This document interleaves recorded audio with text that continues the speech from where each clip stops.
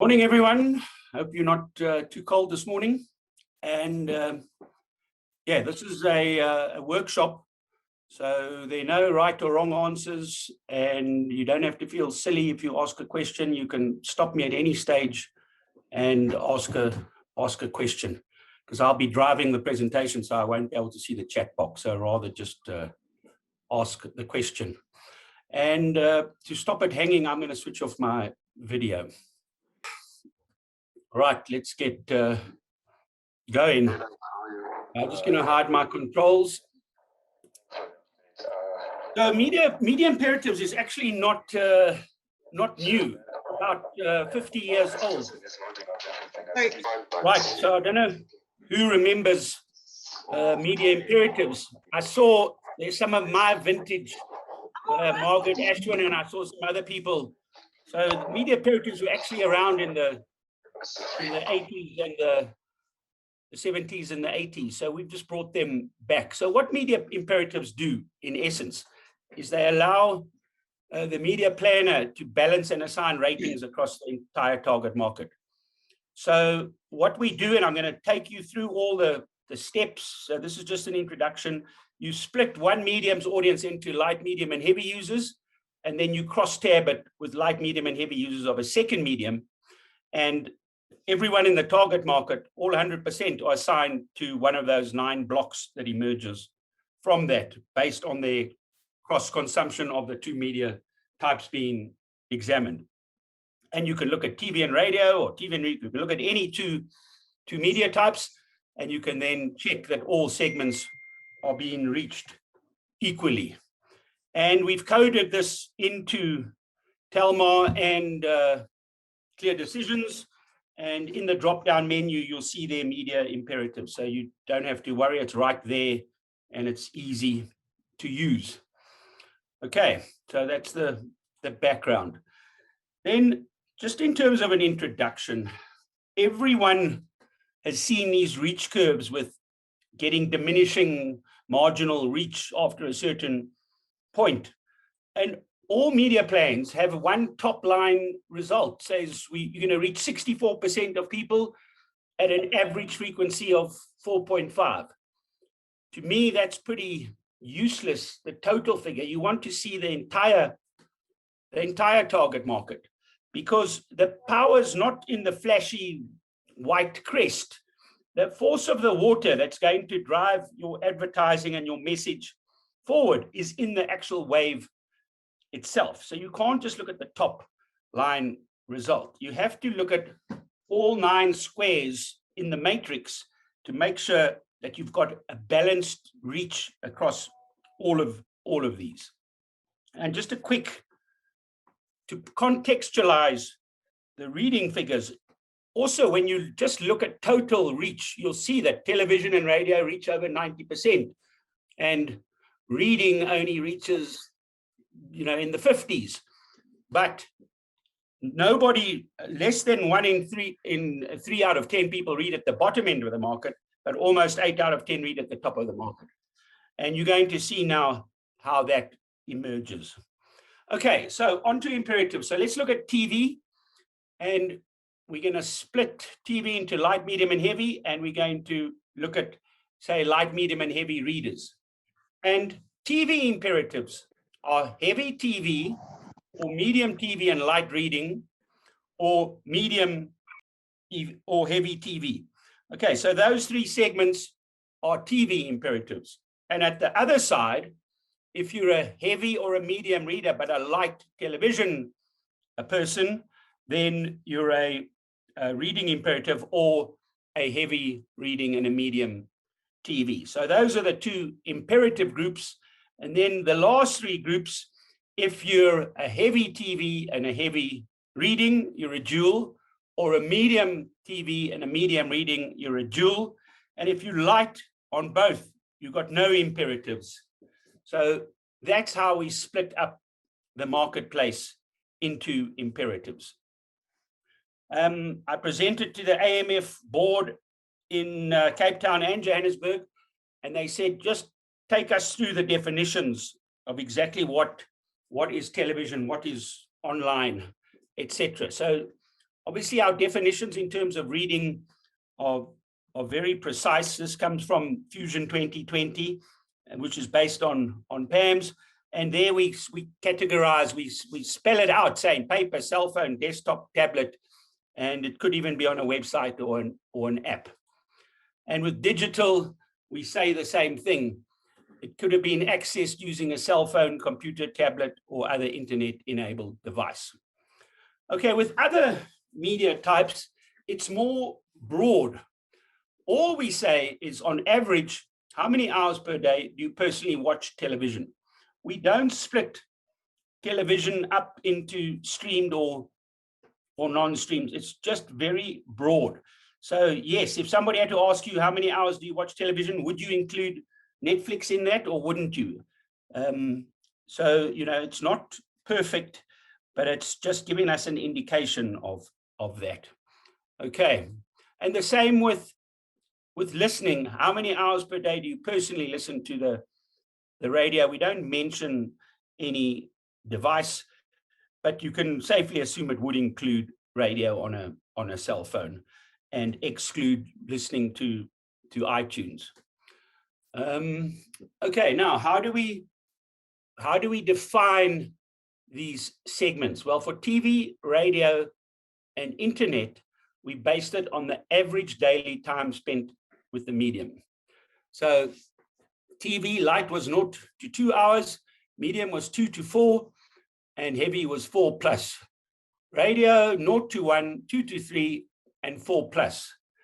And the internet, light is 0 to 30 minutes. And please note, the light is also the nons.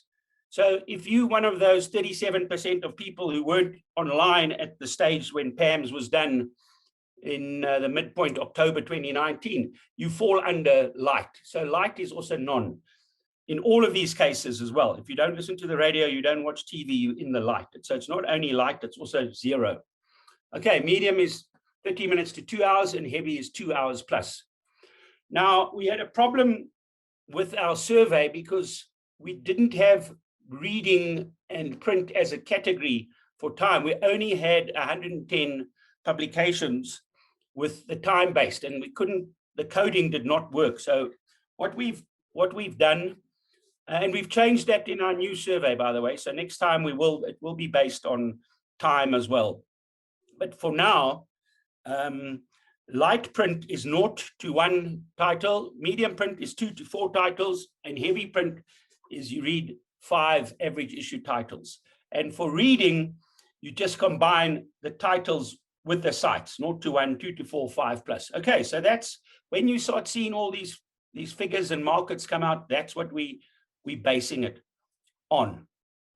Okay, so ideally, when you do a media imperatives, you should try to get the size of the light, medium, and heavy, same as they do on all the product categories on CPS and everywhere else. You try to get it a third.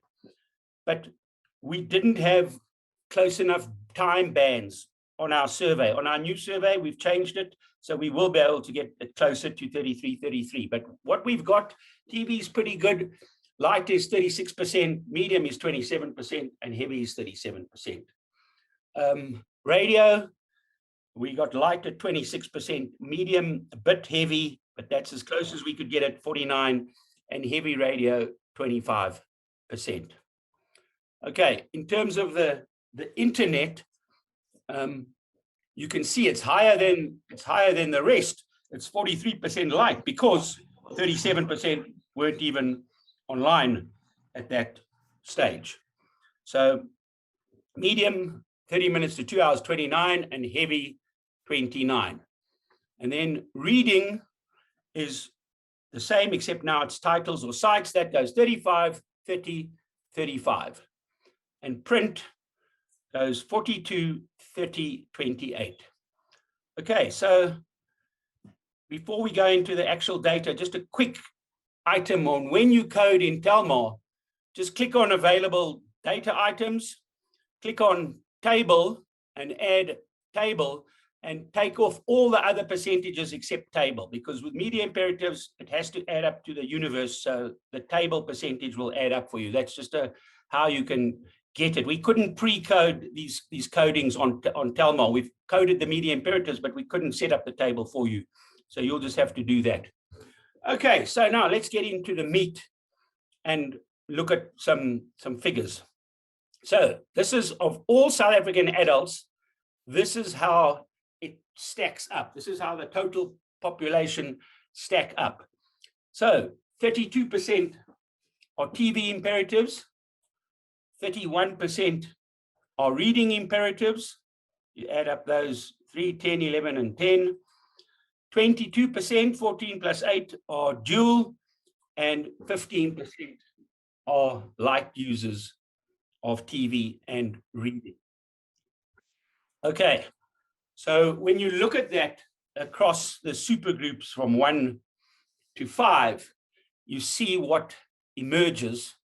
And at that bottom group, you'll see that 31%, the biggest group at supergroup 1 is the non-imperatives. And I'm going to show you why.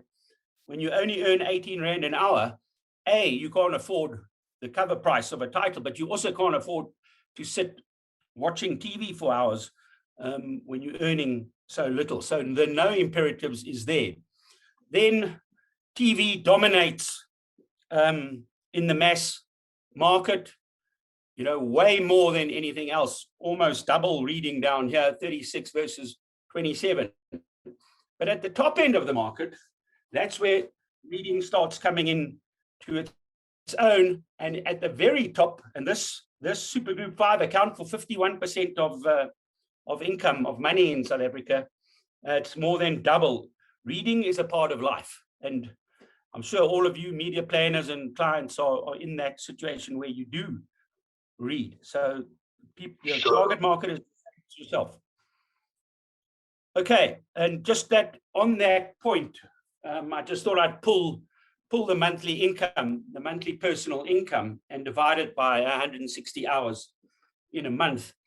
And that's when you see it gets down to 18 Rand per hour at the bottom. So you can understand why that bottom end don't consume media.